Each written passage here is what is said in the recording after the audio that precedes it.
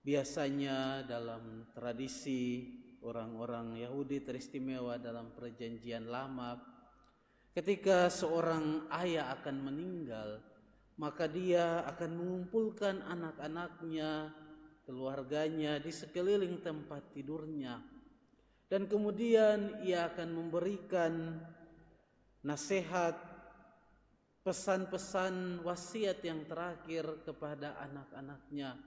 Yang menarik adalah biasanya ia mengawali nasihat itu dengan menceritakan kembali bagaimana karya Allah yang membimbing dan menuntun bangsanya.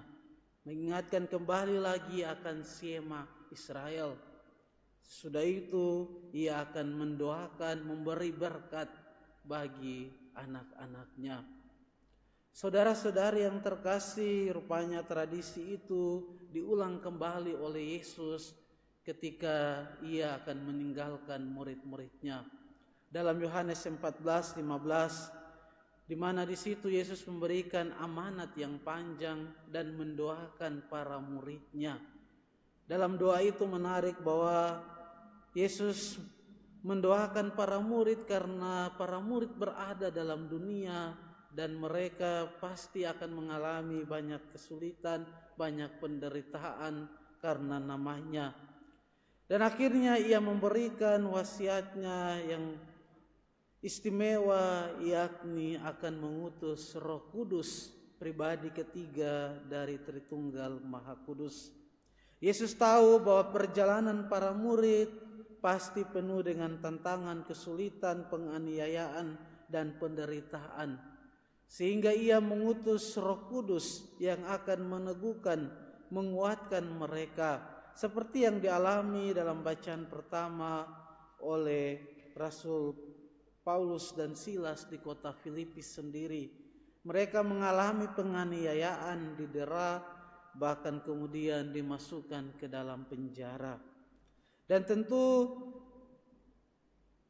Yesus mengutus Roh Kudus agar meneguhkan mereka, menguatkan hati mereka.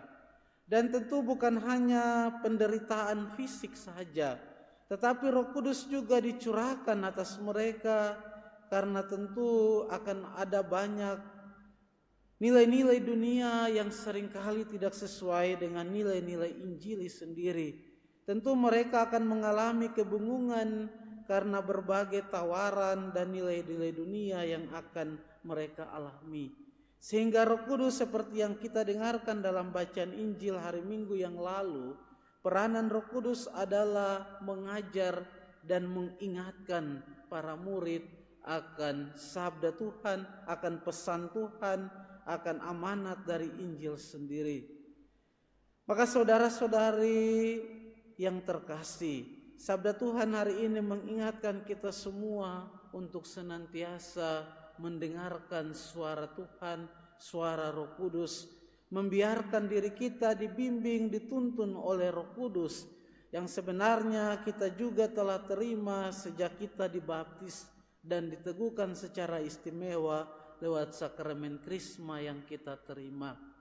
Seringkali kita salah arah, seringkali kita tidak membiarkan diri kita dibimbing oleh Roh Kudus itu.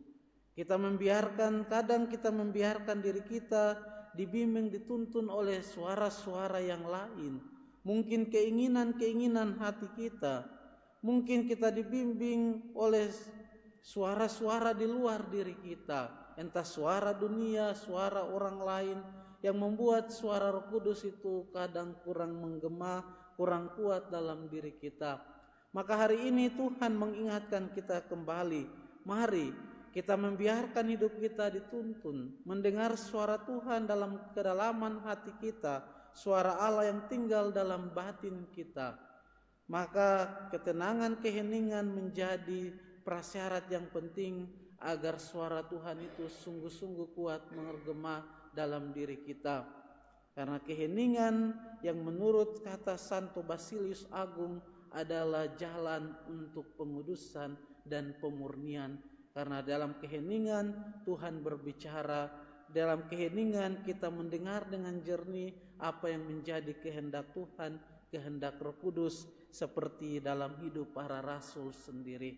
Mari semoga Ekaristi membantu kita untuk senantiasa mendengarkan suara Roh Kudus, dibimbing dituntun oleh Roh Kudus agar kita tidak salah melangkah, tetapi juga kita diteguhkan dalam perjalanan persiaran hidup kita.